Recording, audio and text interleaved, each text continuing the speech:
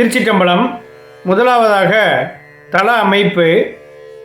இத்திருக்கோயில் அமைந்துள்ள இடம் புதுக்கோட்டையிலிருந்து பொன்னமராவதி சாலையில் நற்சாந்துப்பட்டி என்னும் ஊரிலிருந்து 2 கிலோமீட்டர் தொலைவில் இக்கோயில் அமைந்துள்ளது.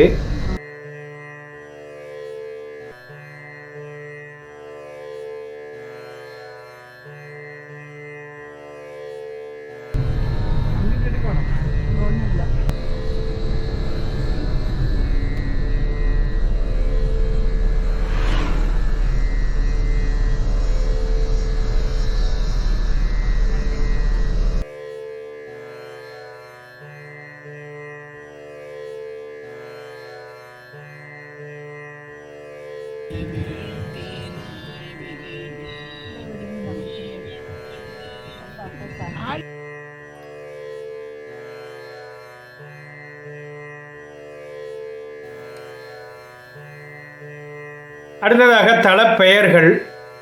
முதலில் மலையில் கோயில் என்று இருந்தது, பின் மருவி மலையக்கோயில் என்று ஆனது. இம்மலைக்கோயில் முன்னர் ஒருக்கொம்பு மலை, திருஓதிக்கால், திருநாவலங்கிரி, குறிஞ்சிக்கொத்த நாவல்குறிச்சி, ஒக்கலீஸ்வரம் என்ற பெயர்களால் அழைக்கப்பட்டது.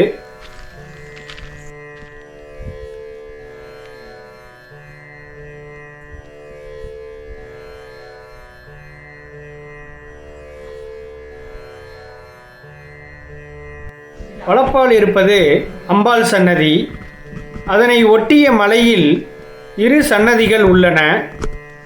முதலில் இருப்பது விநாயகர் சன்னதி.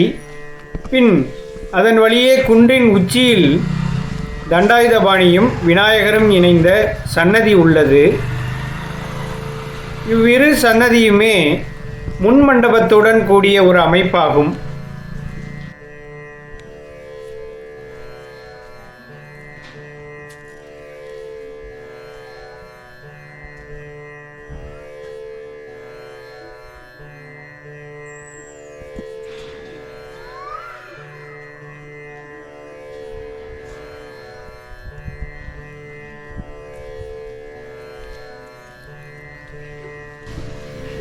இக்கோயிலின் அமைப்பு, அதாவது இக்கோயிலானது 2ஆம் நூற்றாண்டைச் சேர்ந்தது.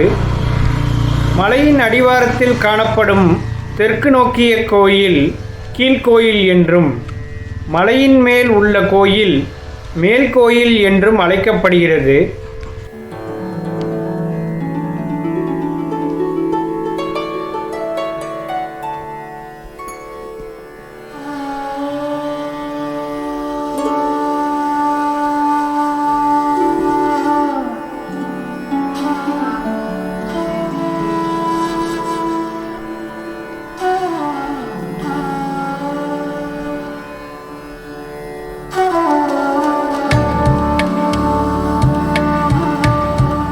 கீழ்கோயிலில் மேற்கு நோக்கிய வாசலில் முகமண்டபத்துடன் சேர்ந்த கோயில் ஒன்றும் உள்ளது.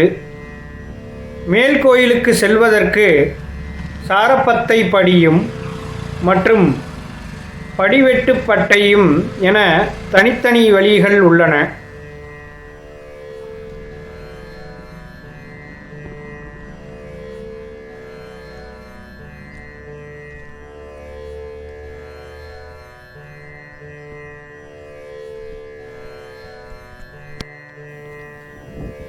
இக்குன்றில் உள்ள 2 சன்னதியையும் தரிசித்த பின் கீழே இறங்கினால் முடிவில் அம்பாள் சன்னதி வலது பக்கம்.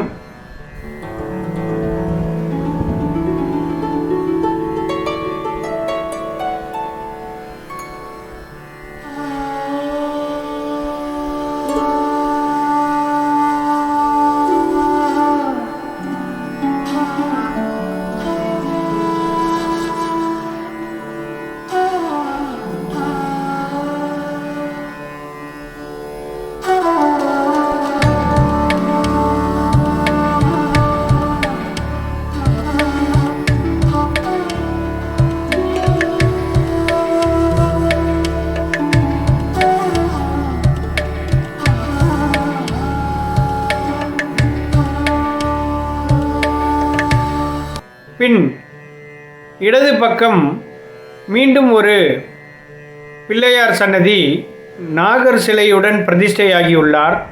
அடுத்ததாக கருப்பண்ண சுவாமி சன்னதியும் அமைந்துள்ளது.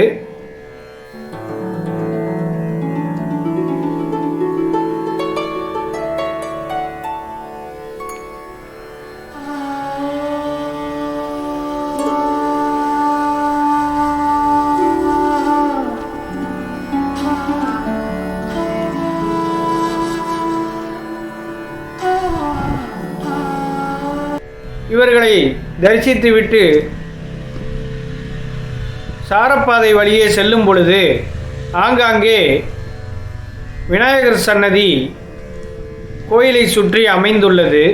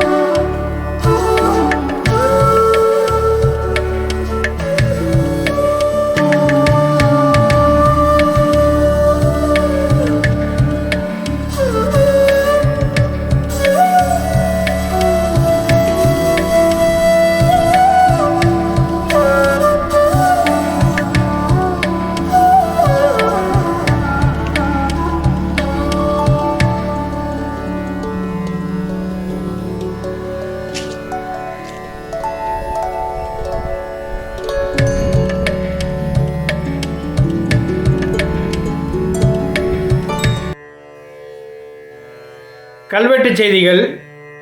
குடவரையின் அமைப்பு, லிங்கத்தின் அமைப்பு, மண்டபத் தூண்களின் அமைப்பு, மேலும் பல்லவ கிரந்த கல்வெட்டுக்கள் இவற்றினை பார்க்கும்போது இக்கோயிலானது கிபி 7ஆம் அல்லது 8ஆம் நூற்றாண்டுக்கு உரியவனவாகும் என கருதப்படுகிறது.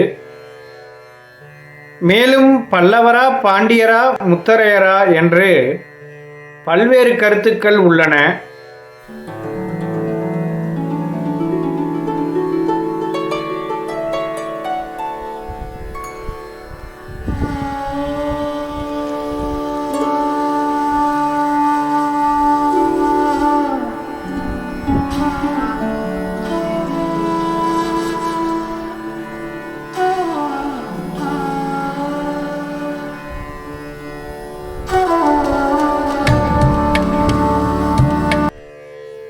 மேலும் இக்கோயில் சோழர் மற்றும் பாண்டியர்களின் அதிகார எல்லையாக இருந்திருக்கலாம் என கூறப்படுகிறது.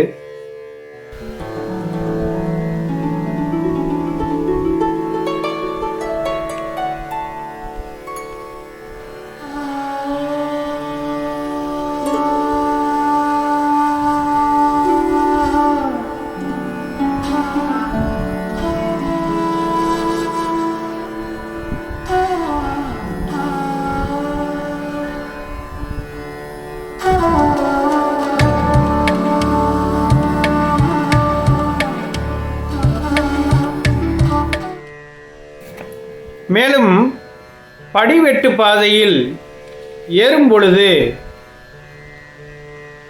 பக்கவாட்டில் ஒரு கல்வெட்டு உள்ளது. அது 1883 வருடத்தில் அமைந்த ஒரு கல்வெட்டாகும். அதாவது அந்த கல்வெட்டில் கூறப்படுவது என்னவென்றால், கேரள சிங்க வளநாடாகிய பெரம்பூர் நாட்டில் இலுப்பக்குடியான் புகலிடமான பயணத்தில் சூடாமணி புறமுடையான் நற்சாந்துப்பட்டி என்று விளங்கிய திருமலை சமுத்திரத்தில் இருக்கும் பெரிய கருப்பன் செட்டியார் மகன் ராமநாதன் செட்டியார் மலை அடிவாரத்துக்கும் மலைக்கும் போய் வர படியும் சுனைக்கும் போய் வர படியும் அமைத்ததாக இக்கல்வெட்டில் கூறப்பட்டுள்ளது.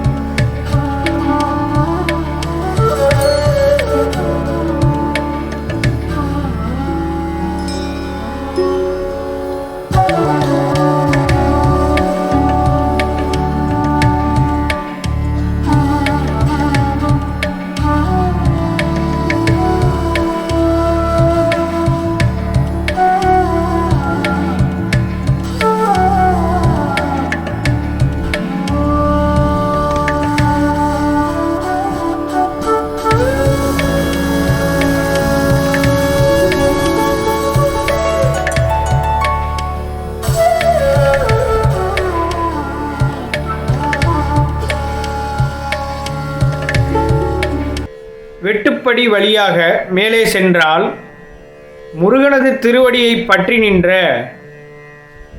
இடும்பனுக்கு தனி சன்னதி ஒன்று உள்ளது. அவர் வெளியே அமைந்துள்ளார். தெற்கு பார்த்த வாயில் வழியாக உள்ளே சென்றால்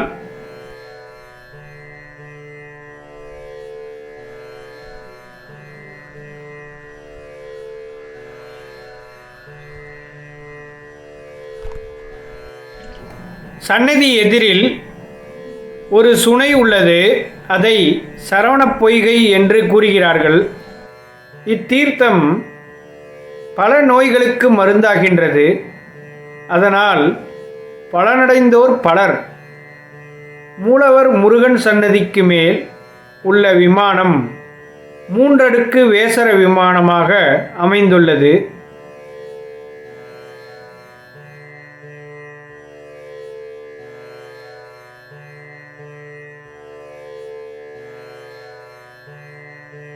மலைமேல் சுப்பிரமணியருடன் வள்ளி தெய்வானையுடன் காட்சி தருகிறார். தீர்த்தம் கோயிலின் கிழக்கே உள்ள திருக்குளம் ஒன்றும் வடமேற்கு திசையில் ஒரு திருக்குளமும் உள்ளது. மேல்கோயிலில் முருகன் சன்னதிக்கு எதிரில் உள்ள சுனையை சரவணப் பொய்கை என்றும் அழைக்கின்றனர்.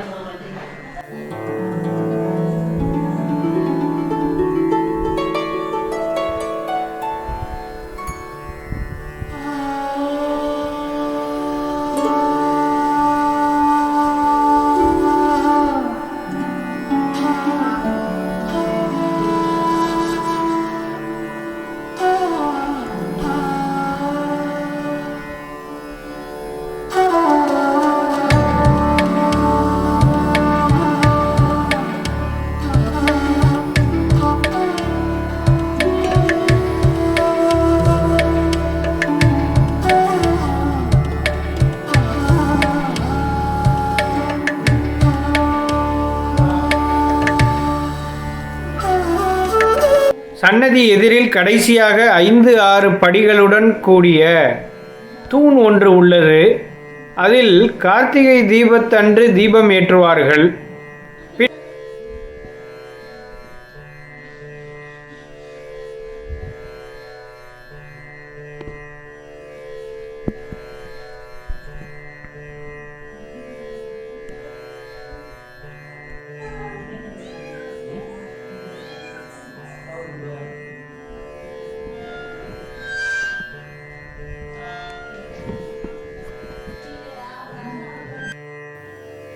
கை கால் உடம்பில் உள்ள நோய்கள் தீர பிரார்த்தித்து சரியானதும் கை கால் பாதம் என்று படிகளிலும் கோயில்களில் உள்ள சுற்றுப்பாதையிலும் உருவங்களை பதித்து வழிபடுவார்கள்.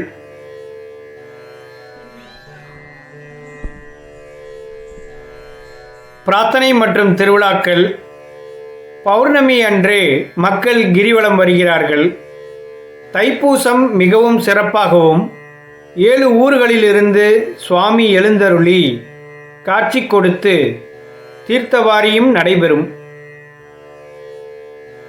அப்பொழுது 7 ஊர் சுவாமியும் அங்கு கூடுகின்றனர். அந்த 7 ஊர் குலமங்கலம், நற்சாந்துப்பட்டி, கோட்டூர், பனையப்பட்டி, ராராபுரம், குளிப்பிறை மற்றும் இங்கு உள்ள உற்சவரும் எழுந்தருள்வார். பங்குனி உத்திரம் மிகவும் சிறப்பாக நடைபெறும். தைப்பூசம் மற்றும் உத்திரத்திற்கு நகரத்தார்கள் அங்கு உள்ள மடங்களில் சமைத்து அன்னதானம் இடுவார்கள்.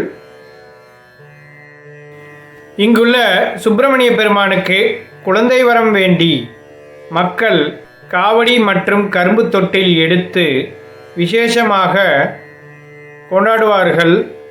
வேண்டுதல் நிறைவேறிய பின் முடிக்காணிக்கை செலுத்துவார்கள்.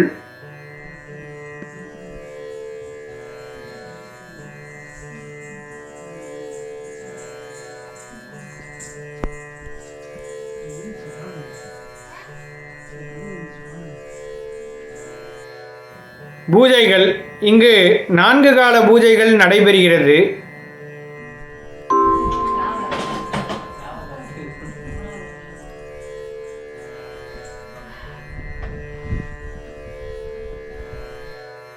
மேலும் பிரதோஷம், மகா சிவராத்திரி மற்றும் முக்கிய நாட்களில் சிறப்பு பூஜைகள் நடைபெறும். இங்குள்ள சிவபெருமானும் முருகப்பெருமானும் நச்சாந்துப்பட்டி நகரத்தாருக்கு குலதெய்வமாக விளங்குகிறது. 2ஆம் குலோத்துங்க சோழனின் 10வது ஆண்டு கல்வெட்டில், அதாவது 1143வது வருடம் விற்பனை பத்திரம் பதிவிடப்பட்டுள்ளது.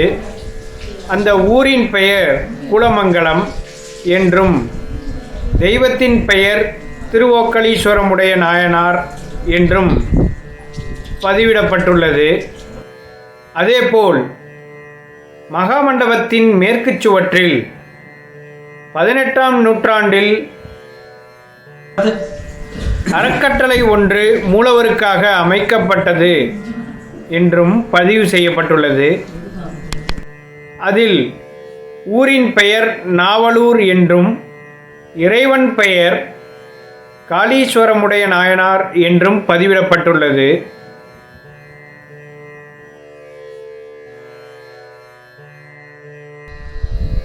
மூன்றாம் குலோத்துங்க சோழனின் காலத்து கல்வெட்டில் பனையூரில் அமைந்துள்ள மாங்குறிச்சி வயல் மற்றும் நீர்நிலையும் இறையிலி தேவதானமாக குலமங்கலத்துடையார் திரு ஓக்களீச்சரத்து பெருமானுக்கு வழங்கப்பட்டது எனவும், அதை இரட்டபாடி கொண்ட சோழ வளநாட்டு பனையூர் உடையார் அரையர் என்னும் நாட்டுப்பிரியன் ராஜன் உலகன் என்னும் இரட்டபாடி கொண்டான் மேலும் சில பேர் சேர்ந்து இறையிலி தானம் அளித்ததாக பதிவு செய்யப்பட்டுள்ளது.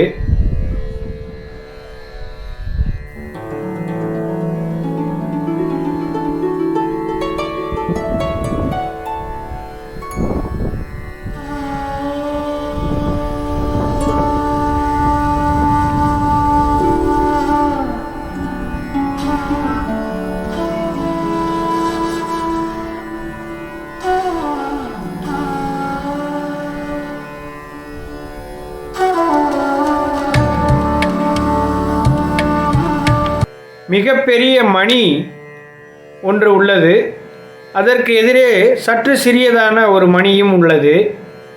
உச்சிகால பூஜை நடக்கும்போது அதை அடித்தால் சுற்றியுள்ள ஊர்களுக்கும் அந்த ஒலி கேட்கும். பூஜை முடிந்துவிடுமே என்று வணங்க வருபவர்களுக்கு உணர்த்தும். அதை தாண்டி உள்ளே சென்றால் சுப்பிரமணியர் வள்ளி தெய்வானையுடன் கருவறையில் கருணையுடன் காட்சி கொடுக்கிறார்.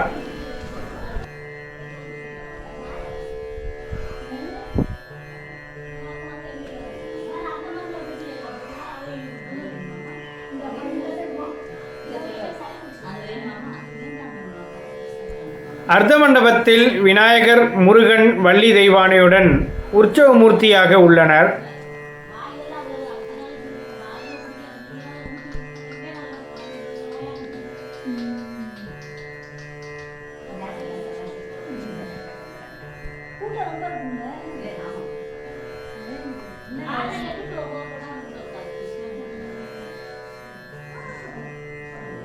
பின்னர் ஒரு பிரகாரம் உள்ளது. அதை தரிசித்து வெளியே வரும்போது சாரப்பாதை வழியாகவும் வரலாம். தெற்கு நோக்கிய வாயிலில் உள்ள குடவரை கோயில் சோழ நாட்டை நோக்கியும், கிழக்கு பார்த்த குடவரை கோயில் பாண்டிய நாட்டை நோக்கியும் உள்ளது என்பது குறிப்பிடத்தக்கது. இக்கோயிலில் மொத்தம் 3 கல்வெட்டுக்கள் உள்ளன.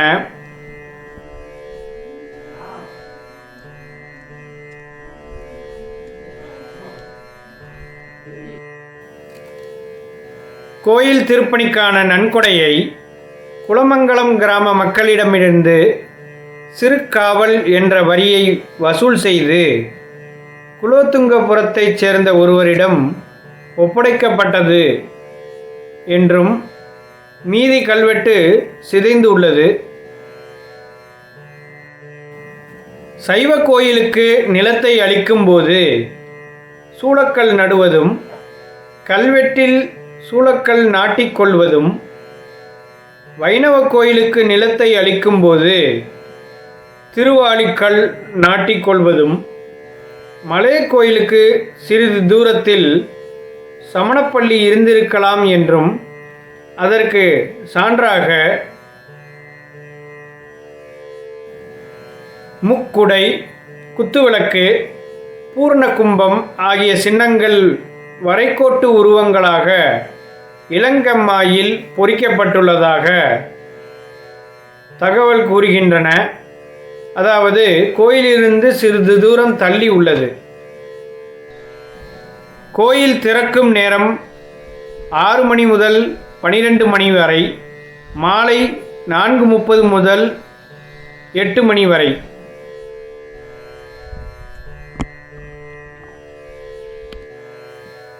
முகமண்டபத்தின் மேற்கு பகுதியில் அழகான ஓவியங்கள் உள்ளன.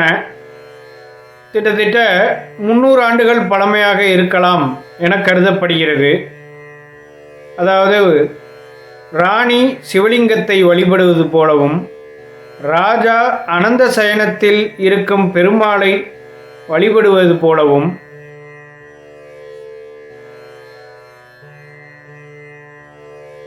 சங்கரநாராயணர் ஓவியம், கிருஷ்ணர், நடராஜர், ஆண்டாள் ஓவியங்கள் வரையப்பட்டுள்ளன.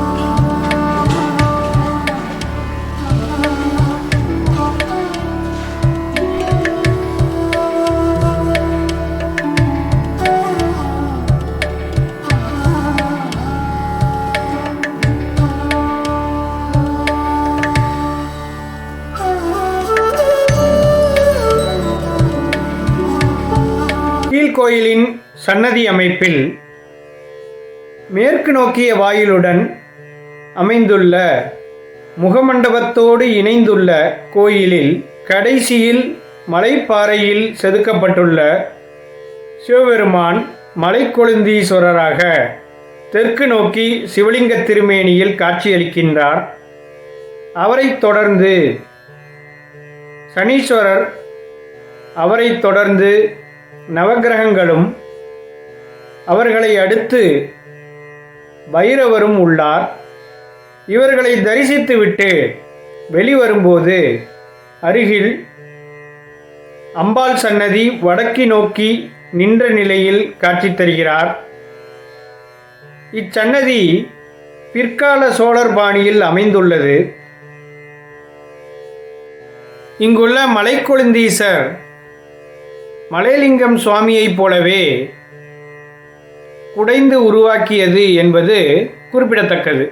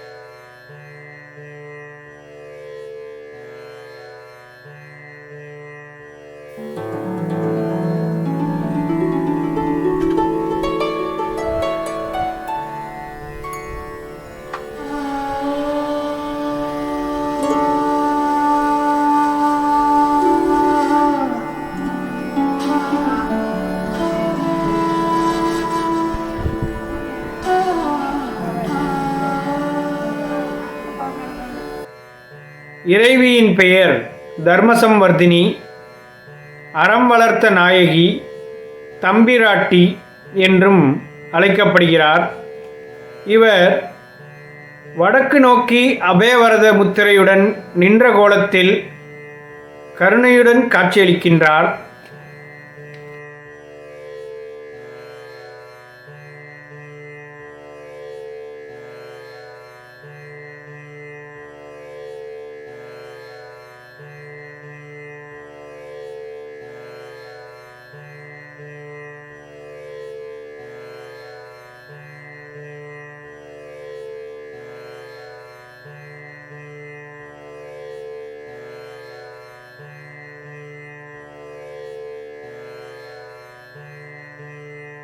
இறுதியாக இத்தல நாயகரான மலையலிங்கமாக வீற்றிருக்கும் திருவேங்கை கனலீசுபவர் சன்னதிக்கு தெற்கு நோக்கிய சன்னதி வழியாகவே உள்ளே அர்த்த மண்டபத்திற்கு செல்வோம். குடவரை கோயிலுடன் இணைந்து இந்த அர்த்த மண்டபம் உள்ளது. உள்ளே சென்றவுடன் மேற்கு நோக்கிய பெரிய ஆவுடையுடன் கூடிய உயர்ந்த பானத்தில் கம்பீரமாக மலையலிங்கம் அருள்பாலிக்கின்றார். அவருக்கு முன் நந்தியும், இவ்விருவருக்கும் இடையே மிகவும் சக்தி வாய்ந்த ஜடாமுனி நின்ற திருக்கோலத்தில் திரிசூலம் ஏந்தி ஜடாமுடியுடன் காட்சியளிக்கின்றார். மூலவர் மலையலிங்கத்திற்கு எதிரே சிறிய மகுடத்துடன் வலம்புரி விநாயகர் கம்பீரமாக அமர்ந்த நிலையில் கிழக்கு நோக்கி காட்சி தருகின்றார்.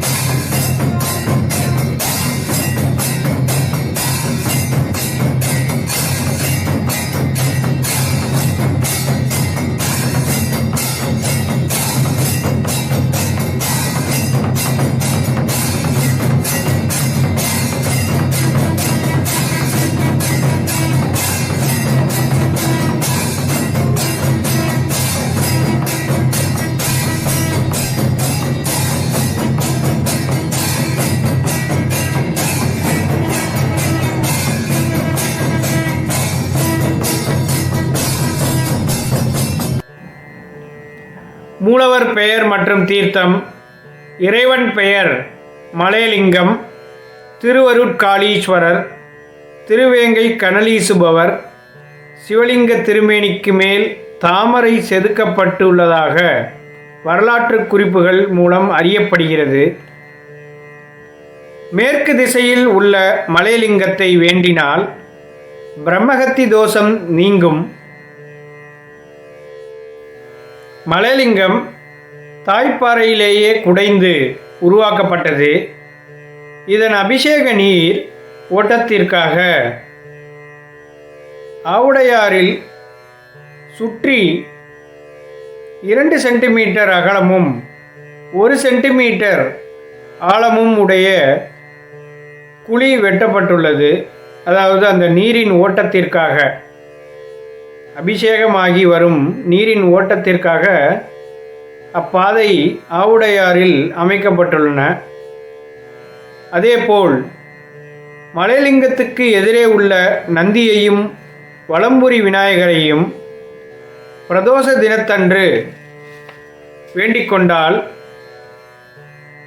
தடைப்பட்ட காரியங்கள் அனைத்தும் சுபமாக முடியும் என்பது ஐதீகம். இங்குள்ள வலம்புரி விநாயகர் வடிவமைப்பு பிள்ளையார்பட்டி விநாயகரின் வடிவமைப்புக்கு இணையாக இருப்பதாக சொல்லப்படுகிறது. இது ஒரு தனித்துவமான செய்தியாகும். இவர்களை தரிசித்துவிட்டு அர்த்த மண்டபத்தை தாண்டி வெளியே வந்தால் வெளிச்சுற்றின் முடிவில் தட்சிணாமூர்த்தியும் சண்டிகேஸ்வரரும் காட்சியளிக்கின்றனர். அவரை வணங்கி அடுத்து வெளியே வந்தால் ராகு கேதுவுடன் நாகர் சிலைகள் காட்சி தருகின்றனர்.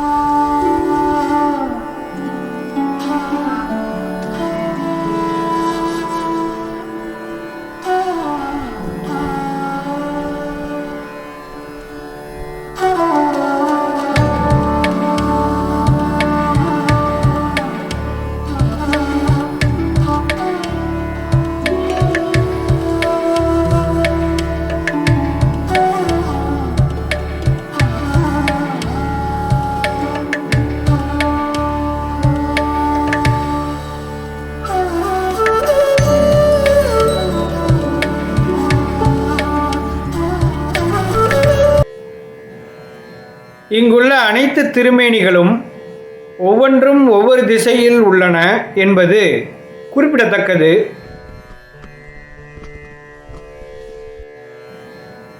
இதேபோல் விநாயகருக்கும் மலையலிங்கத்திற்கும் பைரவருக்கும் தனித்தனியே விமானங்கள் பிற்காலத்தில் முகமண்டபத்திற்கு மேல் அமைக்கப்பட்டுள்ளது.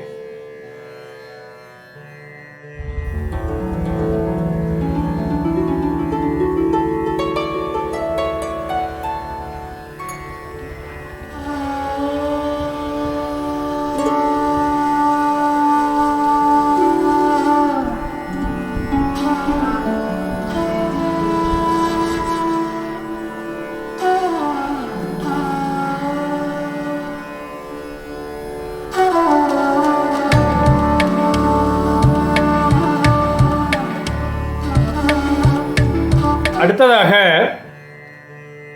ஒரு பாடல், நெருப்பான மேனியாய் நின்றே உலகலாம் நிறைந்தனனே, நீரந்த வெந்நீரனே, நிமலா நெற்றிக்கண்ணனே, அருந்தனே விரும்புமடியார்க்கு அருளளிக்கும் அமுதே, அகிலமெலாம் ஒருத்தனே, உனை உலகெலாம் ஓடித் தேடியும் காணேன், திருத்தமாங் கெங்கையை திருமுடிமேல் அமைத்த செம்மலே, செம்மலரே, இம்மலையமர்ந்த மணியே, மாணிக்கமே, செழுமலை கொழுந்தருள் நிறைமிகு கனியே, கரும்பே, சுவைதரும் தேன் கனிந்த அருள் திருமேனி கொண்டு, சிவக்கொழுந்தன வளர்க்குன்றின் குடகு மேவிய சீர் அருந்தனே, எனை ஆதரித்து அழைத்தே அருள் தருவேனை என்றருள்வாய். திருச்சிற்றம்பலம். அதாவது இப்பலகையானது கோயில் அருகில் உள்ள மடப்பள்ளியின் அருகே உள்ளது. ஒரு திருமுறை கலந்த வரிகளோடு இத்தல மலையலிங்கத்தையும் மலைக்கொழுந்தீஸ்வரையும் இணைத்து இப்பாடலில் பாடியுள்ளனர். மிகவும் அருமையாக உள்ளது. பெயர் ஆரம் சுப்பையா மலையலிங்கபுரம் என்று உள்ளது.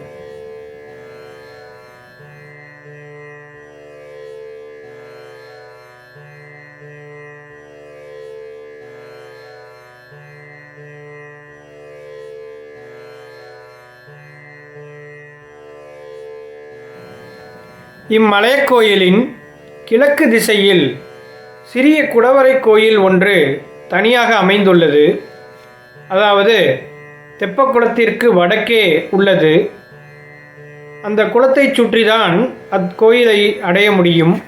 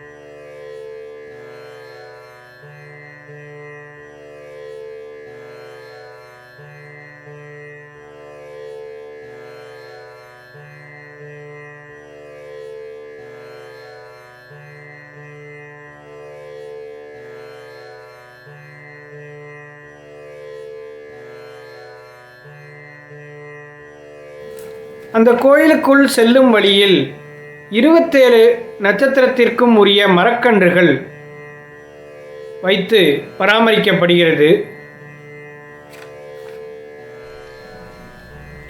கோயிலை நோக்கி செல்லும்போது நந்தியம்பெருமான் பாறையில் வடிவமைக்கப்பட்டுள்ளார்.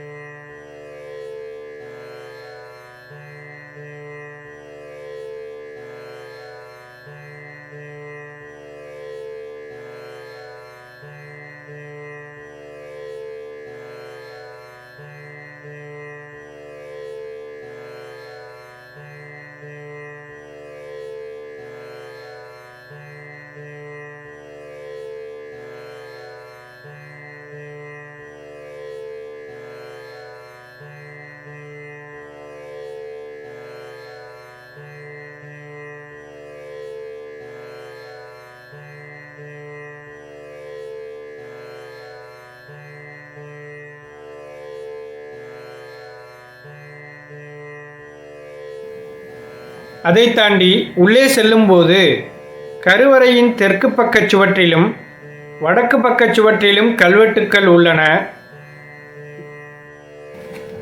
அடுத்ததாக கோயிலின் அமைப்பு.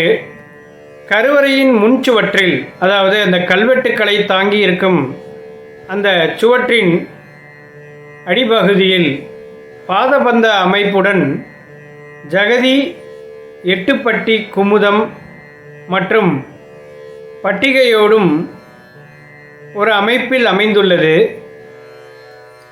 இந்த பாதபந்த அமைப்பை பற்றி முன்பே ஒரு பதிவு செய்திருந்தேன். இங்கு நமது யூடியூப் சேனலில் திருப்பாற்றுறை தளத்திற்கு உண்டான பிளேலிஸ்டில் அந்த பாதபந்த அமைப்பை பற்றி ஒரு விளக்கம் பதிவு செய்துள்ளேன். தயவுசெய்து பார்க்கவும். மேலும் இந்த 4 தூண்கள் விரிகோண தரங்க போதிகை என்ற அமைப்போடு அமைந்துள்ளது. அதாவது இந்த 4 தூண்களும் புடைப்பு சிற்பம் போல வடிவமைக்கப்பட்டுள்ளது. போதிகை என்றால் என்ன என்பதை திரு எறும்பியூர் பதிவில் நான் முன்பே விரிவாக ஒரு பதிவிட்டுள்ளேன். அதை இந்த திரையின் லிங்கில் தருகிறேன், தயவுசெய்து பார்க்கவும்.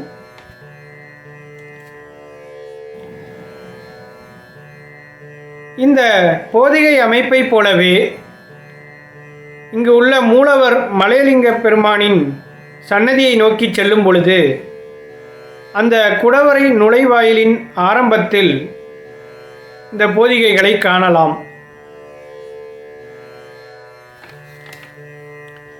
தெற்கு சுவற்றில் அமைந்திருக்கும் கல்வெட்டை பரிவாதினி கல்வெட்டு என்பர். இது ஒரு நரம்பு வகையான வீணை போன்ற கருவி. படத்தில் காண்பிக்கப்படும் இந்த செவ்வக கட்டத்தினுள் இருப்பது பரிவாதினி கல்வெட்டாகும். இது பல்லவ கிரந்தத்தில் உள்ளது. அதற்கு அடுத்து, அதாவது அந்த செவ்வக கட்டத்தின் கீழே தமிழ் மற்றும் கிரந்த எழுத்தில் உள்ளது. இதில் விவரமாக உள்ளது என்னவென்றால், இது ஒரு இசைக்கல்வெட்டு. முதல் பகுதி பரிவாதினி, அதாவது செவ்வக கட்டத்திற்குள் இருப்பது. இரண்டாவது பகுதி கற்கப்படுவது கான் இங் சொல்லிய புகிர்ப்பருக்கும் திமி முக்கட் நிறுவத்துக்கும் உரித்து. இது இரண்டாவது பகுதி. மூன்றாவது பகுதி என்னே பிரமாணம் அல்லது குணசேனன் பிரமாணம் என்றும் ஒரு சாரார் கூறுகின்றனர். செய்த வித்யா பரிவாதினி கற்க என்று முடிவுறுகிறது. இக்கல்வெட்டு 7ஆம் நூற்றாண்டைச் சேர்ந்த மகேந்திரவர்மன் காலத்தைச் சேர்ந்தது என்றும், அவரது காலத்தில் வாழ்ந்த பாண்டியரோ அல்லது முத்தரையரின் பங்களிப்பாகவோ இருக்கலாம் எனவும் கருதப்படுகிறது. இதில் ஒரு சாரார் அந்த எண்ணே பிரமாணம் என்பது குணசேனன் பிரமாணம் என்று கூறுகின்றனர். அதாவது குணசேனன் என்பவர் குணமுதித்த சோழன் என்றும், அவர் மகேந்திர விக்கிரமவர்ம சோழனின் மூத்த மகன் என்றும், இந்த குணசேனன் குணமுதித்தன் அல்லது குவாவன் முத்தரையர் என்ற பெயரும் குறிப்பிடுகின்றனர். இவர் மகேந்திரவர்மனின் சமகாலத்தவர் என்றும் கூறுகின்றனர். அவரை போலவே கலைகளில் வல்லவர்கள் என்றும், இசைக்கலைகளில் தீவிரமான ஈடுபாடு உள்ளவர் என்றும் ஒரு விதமான வரலாற்று குறிப்புகள் உள்ளது. இந்த வகையான பரிவாதினி கல்வெட்டுக்கள் குறிப்பிட்ட சில இடங்களில் மட்டுமே உள்ளது. அதாவது குடுமியான் மலை, மலையக்கோயில், திருமயம் முதலிய இடங்களில் மட்டுமே உள்ளது. அதாவது இந்த பரிவாதினி வீணை பற்றிய தகவல் உள்ள கல்வெட்டுக்கள் குறிப்பிட்ட சில இடங்களில் மட்டுமே உள்ளது. மேலும் இந்த பரிவாதினி வீணை 7 அல்லது 8 நரம்புகளை உடைய இசைக்கருவி என்று கூறுகின்றனர். பல அறிஞர்களின் முடிவில் கிபி 4ஆம் நூற்றாண்டாய் கருதப்படும் பரத முனிவரின் நாட்டிய நூலில் கூட பரிவாதினி குறித்த குறிப்புகள் உள்ளதாக கூறப்படுகிறது. கல்வெட்டு ரீதியாக இந்திய அளவில் புதுக்கோட்டையில் உள்ள இந்த கல்வெட்டுக்களே காலத்தால் மிகவும் தொன்மையானதாகும்.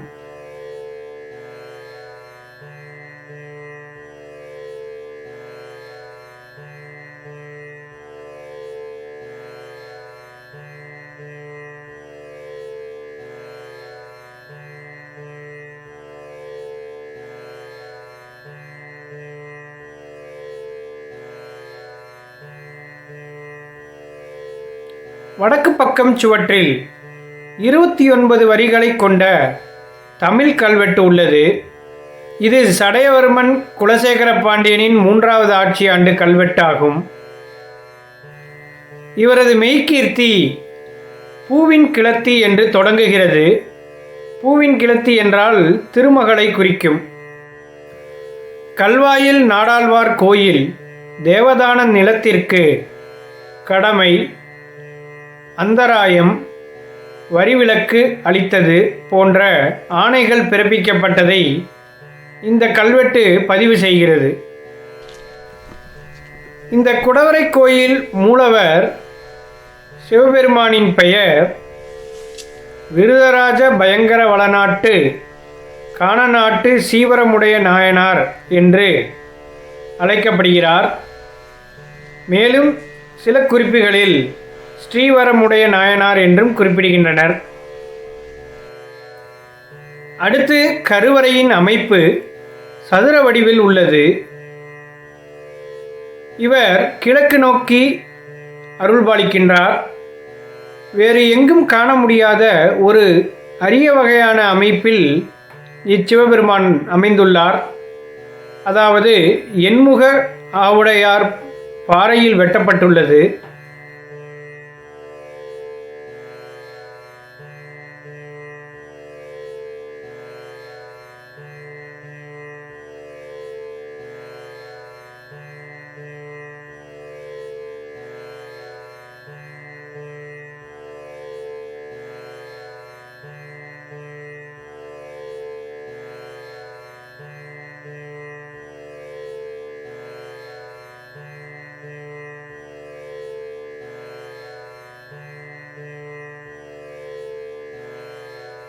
மேலும் அந்த உருளை பானமும் தாய்ப்பாறையிலேயே குடையப்பட்டுள்ளது.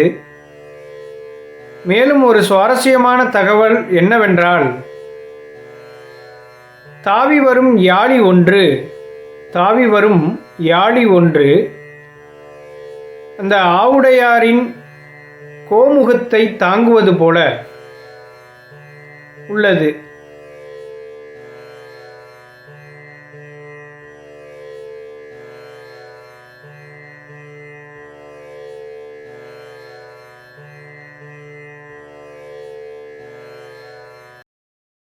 இவ்வகையான லிங்கங்கள் புதுக்கோட்டை குன்றாண்டார் கோயிலிலும் மேலச்சேரி சிகாரி பல்லவேஸ்வரர் கோயில்களிலும் மட்டுமே அமைந்துள்ளது. இது ஒரு தனித்துவமான சிறப்பாகும்.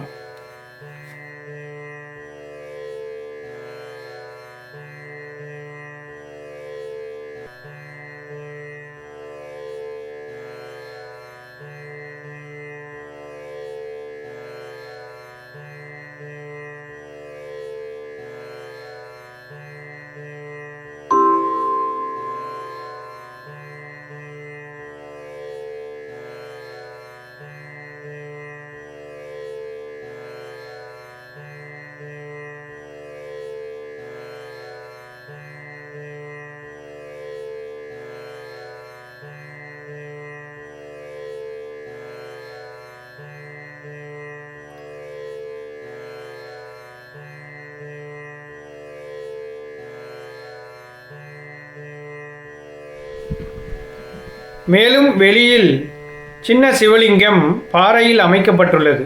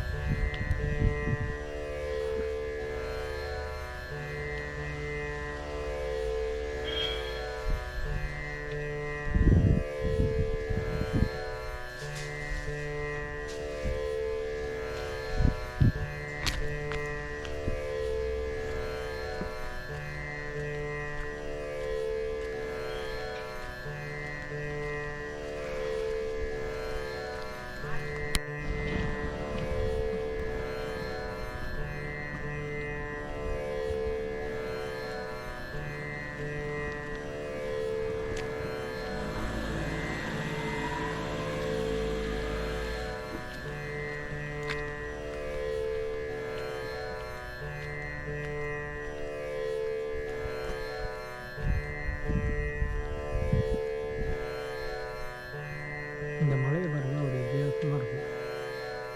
எப்படி நிற்கிது பாருங்க.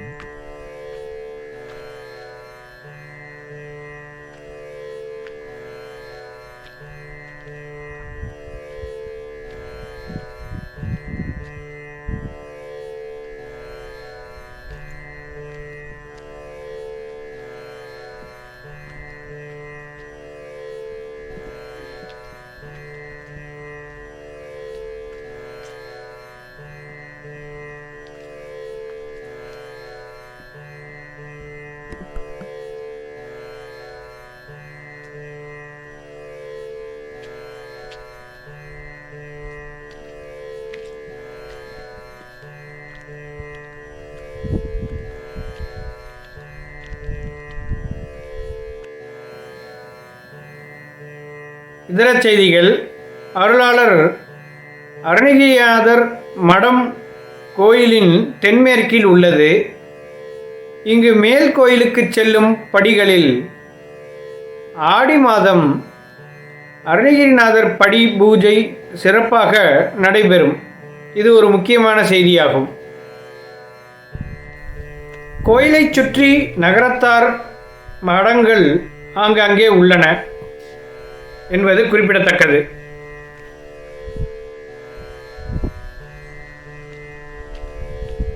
மேலும் அருகில் இருக்கும் ரயில் நிலையம் நமனசமுத்திரம் ஆகும்.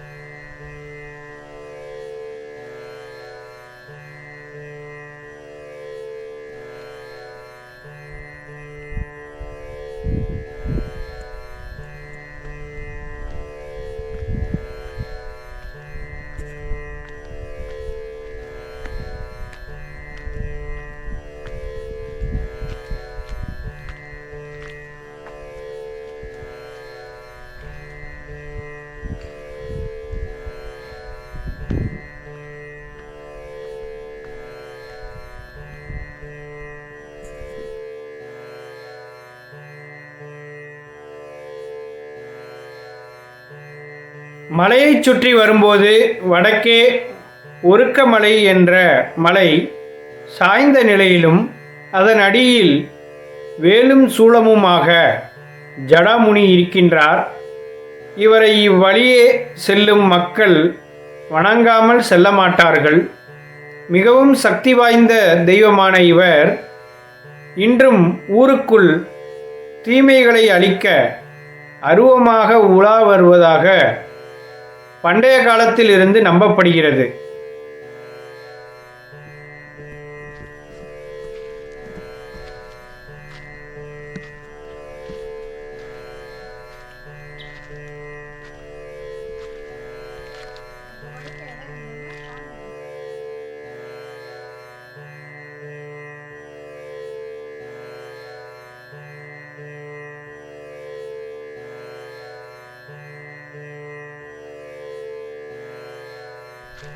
அதுக்கு ரோடு வழியாக வர முடியாதா?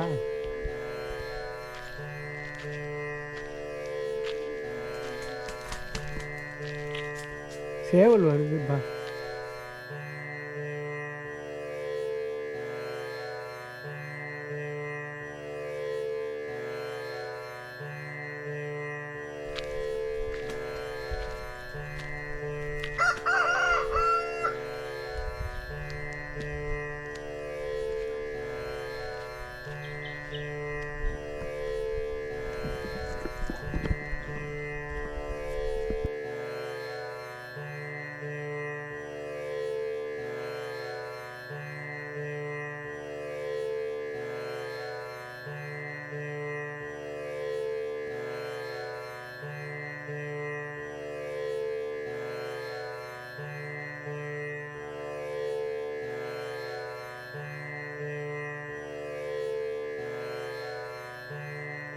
சிவாய்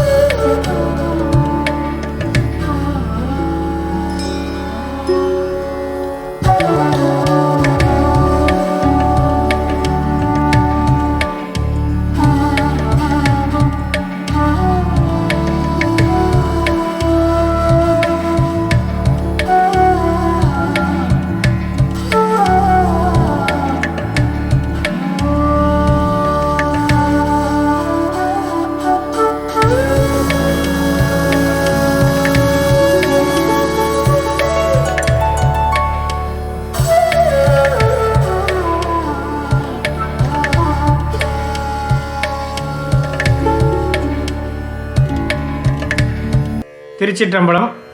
இத்துடன் இப்பதிவு முடிவடைகிறது. மறக்காமல் லைக் செய்யவும், ஷேர் செய்யவும், சப்ஸ்கிரைப் செய்யவும்.